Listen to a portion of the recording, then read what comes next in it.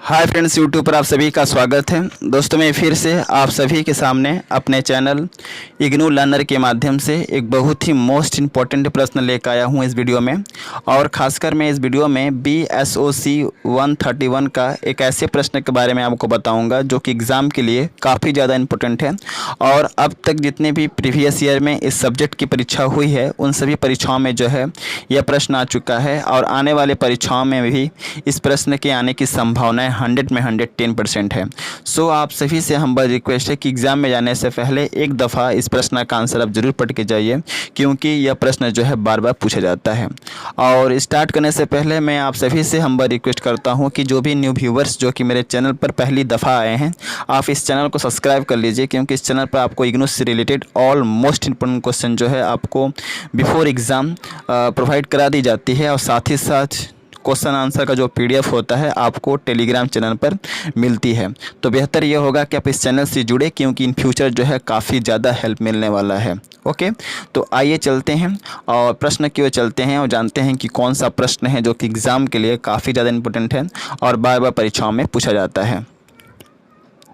तो प्रश्न एग्ज़ाम में आता है कि समाजीकरण के प्रमुख माध्यम का विस्तृत वर्णन कीजिए। तो सबसे पहले आपको आंसर के अंतर्गत लिखना है कि समाजीकरण के प्रमुख माध्यम निम्नलिखित है, जिसका आकलन जो है हम निम्नलिखित संदर्भ में कर सकते हैं, जो इस प्रकार है। मैं आपको यहाँ पे बता दूँ कि देखिए, हर एक प्रश्न के लिखने का एक तरीका होता है। मैं जिस तरह से जो है अपने PDF में हेडिंग वाइज करके प्रश्नों का उत्तर बताता हूं, वैसे ही आपको एग्ज़ाम में लिखना है हेडिंग वाइज करके, अन्यथा आपको नंबर नहीं दिया जाता है। अगर आप इस तरह के प्रश्न को एज ए पैराग्राफ लिख के आते हैं तो आपको मैं दावे के साथ कहता हूं कि आपको नंबर नहीं मिलेगा और आप इस सब्जेक्ट में फेल हो जाएंगे। तो बेहतर ये होगा कि मैं जैसे PDF में हेडिंग वाइज करके आंसर बताता हूँ वैसे ही करके आपको एग्ज़ाम में लिखना है। तो कैसे लिखेंगे कि समाजीकरण के प्रमुख माध्यम निम्नलिखित हैं, जिसका आकलन जो है हम निम्नलिखित संदर्भ में कर सकते हैं, जो इस प्रकार है। सबसे पहला हेडिंग देना है परिवार, और इस हेडिंग के अंतर्गत आपको लिखना है कि माता पिता परिवार समाजीकरण के प्रमुख माध्यम होते हैं। क्या मैंने कहा?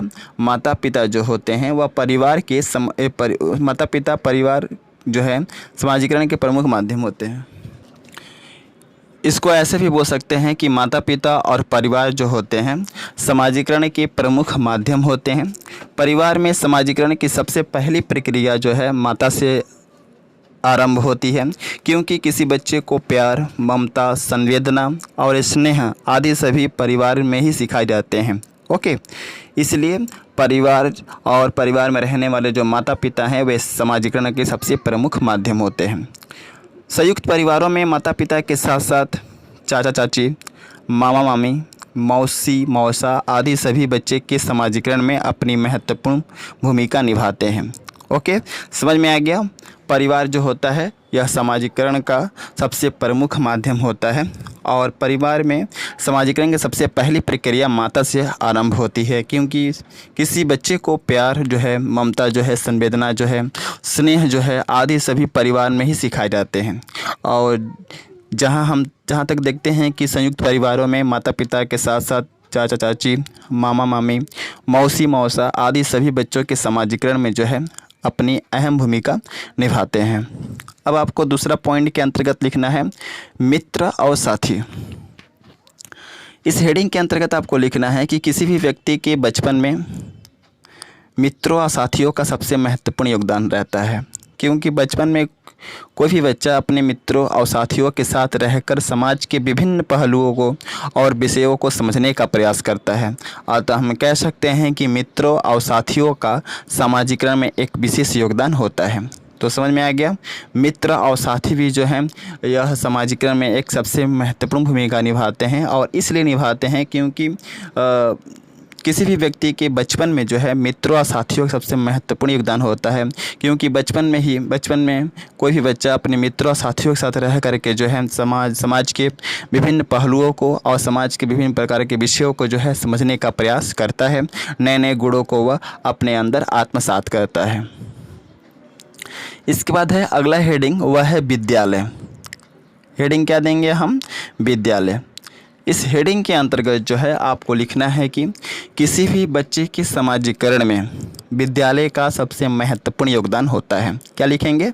कि किसी भी बच्चे के समाजीकरण में विद्यालय का, स्कूल का सबसे महत्वपूर्ण योगदान होता है, क्योंकि विद्यालय के माध्यम से ही बच्चे के जीवन में विचार और शिष्टाचार का संचार किया जाता है। क्या समझे? हेडिंग लिखेंगे विद्यालय, और इस हेडिंग के अंतर्गत आपको लिखना है कि किसी भी बच्चे के समाजीकरण में विद्यालय का सबसे महत्वपूर्ण योगदान होता है, क्योंकि विद्यालय के माध्यम से ही बच्चों के जीवन में विचार और शिष्टाचार का संचार किया जाता है, जिसके फलस्वरूप कोई भी बच्चा नए नए विचारों को, नए नए शिष्टाचार को अपने गुणों के अंतर्गत उतारने का प्रयास करता है। अतः हम कह सकते हैं कि समाजीकरण में विद्यालय का एक अहम भूमिका होता है, जो बच्चे के व्यक्तित्व का तो विकास करता ही है और साथ ही साथ उसका स्वांगीण विकास भी करता है। ऐसा भी बढ़ा चढ़ा कर आप एग्ज़ाम में लिख सकते हैं। ओके। और एक चीज़ मैं आपको बता दूं कि आप जो है हर बार कमेंट सेक्शन के ज़रिए पूछते हैं कि सर जो है आपका जो प्रश्न है काफ़ी शॉर्ट है, अगर हम इसको लिखेंगे तो क्या नंबर मिलेगा या नहीं मिलेगा? तो मैं आपको बता दूं कि देखिए, मैं प्रश्नों का आंसर छोटा इसलिए लेकर के आता हूं जिससे कि आपको प्रश्न का जो कंसेप्ट है, वह कंसेप्ट जो है वह पूरी तरह से क्लियर हो जाए। ओके, इसलिए मैं छोटे करके लेके आता हूं जिससे कि आपका कॉन्सेप्ट क्लियर हो जाए।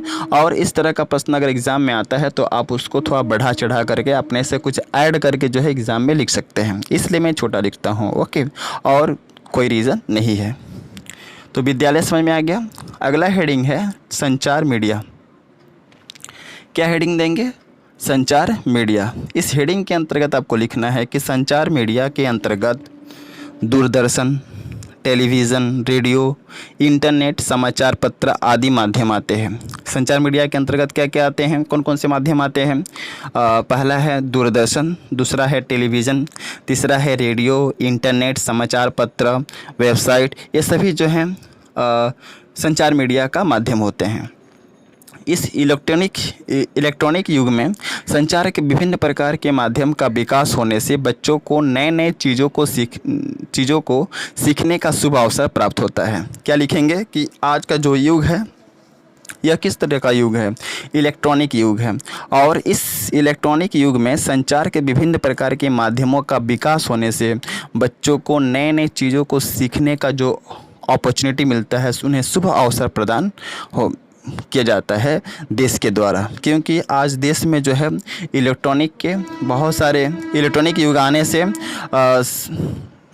बच्चों को नई नई चीज़ें को सीखने का मौका मिलता है। इसके फलस्वरूप बच्चों के सीखने का दायरा जो है वह काफ़ी बढ़ गया है। समझ गए ना? यानी कि संचार मीडिया के अंतर्गत दूरदर्शन, टेलीविज़न, रेडियो, इंटरनेट, समाचार पत्र आदि माध्यम आते हैं। इस इलेक्ट्रॉनिक युग में संचार के विभिन्न प्रकार के माध्यम का विकास होने से बच्चों को नए नए चीज़ों को सीखने का शुभ अवसर प्राप्त होता है। इसके फलस्वरूप बच्चों के सीखने का दायरा काफ़ी बढ़ गया है। टेलीविज़न पर दिखाए जाने वाले विभिन्न प्रकार के कार्यक्रम जैसे सीरियल, कार्टून, फिल्म, समाचार, संगीत, फैशन आदि को दिखाया जाता है, जिसके फलस्वरूप यह समाज के लोगों के जीवन को प्रभावित करता है। अतः हम कह सकते हैं कि हमारे दैनिक जीवन में जितने भी संचार के माध्यम हैं, उन सभी संचार के माध्यम से समाज के लोगों को कुछ न कुछ सीखने का मौका मिलता है, शुभ अवसर प्राप्त होता है, जिसके फलस्वरूप बच्चों के समाजीकरण में संचार मीडिया काफ़ी महत्वपूर्ण जो है भूमिका निभाती है। तो आई थिंक आप लोगों को समझ में आ गया होगा कि समाजीकरण का कौन कौन सा माध्यम है।